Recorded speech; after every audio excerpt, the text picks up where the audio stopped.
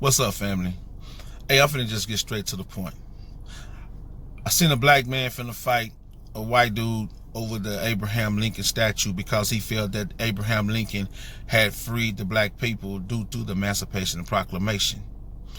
And then I seen another situation where the Robert E. Lee statue, they wanted to put it down, and the guy was like, hey, the Robert E. Lee statue, it ain't bothering nobody.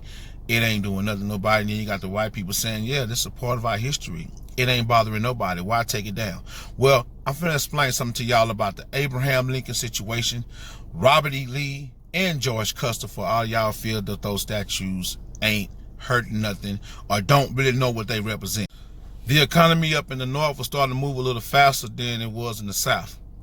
You had states that were starting to free up, like Wisconsin, Illinois, just to name two of them. You had people that was coming in from other countries, coming to the United States in search for work, starting a new life. And they had to come in, they had to work extra hard because they had slaves.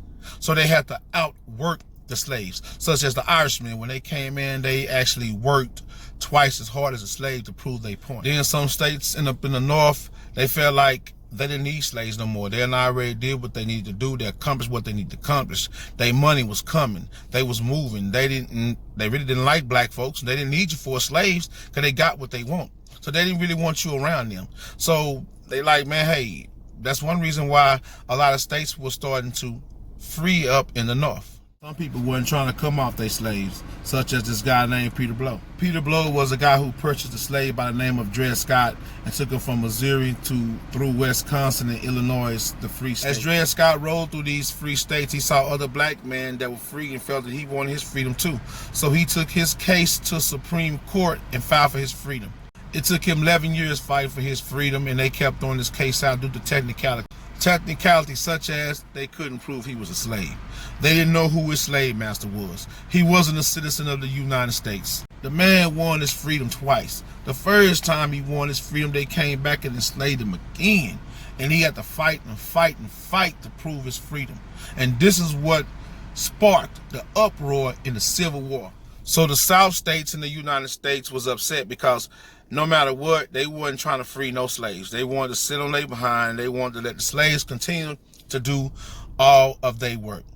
So they decided to get together and they're going to break away from the Union, which they named them the Rebellion States. The Rebellion States were such as Texas, Louisiana, Atlanta, Georgia, Mississippi, Florida, North Carolina, South Carolina, just to name some. And so by them figuring they can just do their own thing, this is what pissed off the Union. Abraham Lincoln became a president in 1860. In 1861 is when the Union had started to break off. And that's when the Union got together and they gave Abraham Lincoln the permission to do what Abraham Lincoln needed to do. Abraham Lincoln then went into solitary to try to strategize to come up with an informal resolution to get the states back together. And the reason why is because you got these generals who feel they just gonna take a state. Like, I'm just gonna take Texas. I'm gonna take Louisiana. I'm gonna take Florida. No, you're not gonna take nothing. These states belong to the United States, and you can't take nothing. We want that back. So come on. And doing this solitary confinement, he went for 2 weeks and he came up with the Emancipation and Proclamation. And then he sent it to the generals who y'all love so much, such as George Custer and Robert E. Lee. He then gave them 100 days to surrender. Said, if y'all don't come back to the Union, we going to war. Just as you thought, George Custer and Robert E. Lee didn't back down. They called Lincoln bluff. Come on with it, let's go to war. So 1863 rolls around and here comes the Emancipation Proclamation.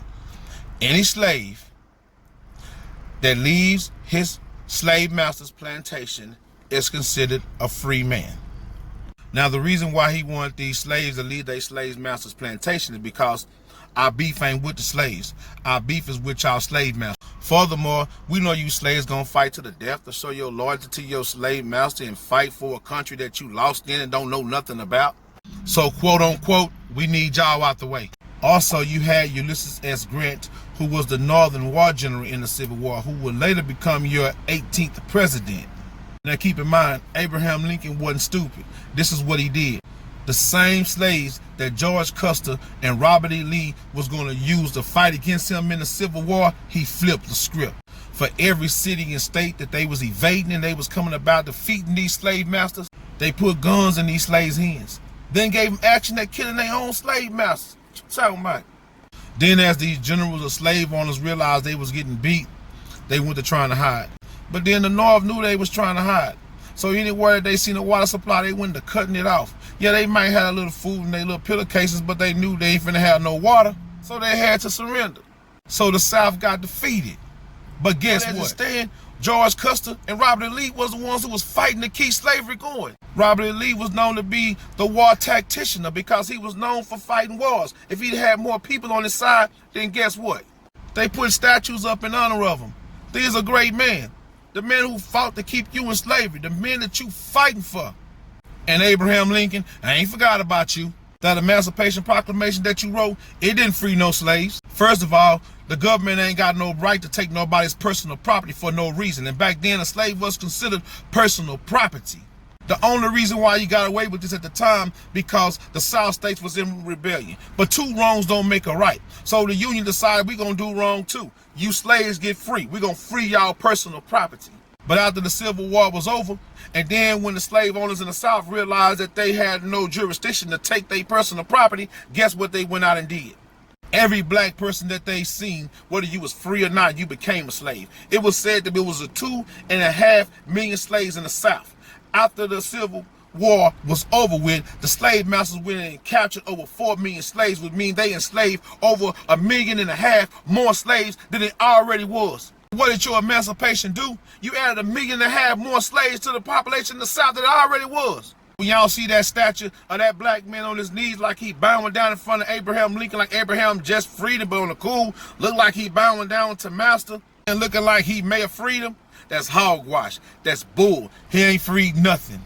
This had to go to the Supreme Court.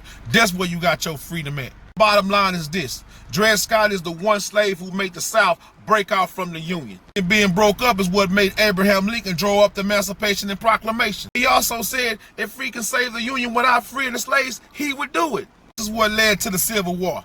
The thing I can say is that Abraham Lincoln, when he wrote the Emancipation and Proclamation, that started a movement. Because without the Emancipation and Proclamation, that movement would never been able to get into the Supreme Court in order to overturn slavery. And then in 1865, after the Civil War, that's when you got your 13th and 14th and 15th Amendment. 13th Amendment, you are no longer a slave. But if you commit a crime, you could be subject to slavery. And your 14th Amendment, through to the abolishment of slavery, you are now considered a citizen. You can now take a case to court and fight it. You got grounds to stand on. What apply to you, supposed to apply to me too. Being said, you got your 15th Amendment. Now you got a right to vote. My final words. Abraham Lincoln ain't freed you. George Custer and Robert E. Lee fought to keep you in slavery. The person that I will put up the most will be Ulysses S. Grant. And he had slaves too.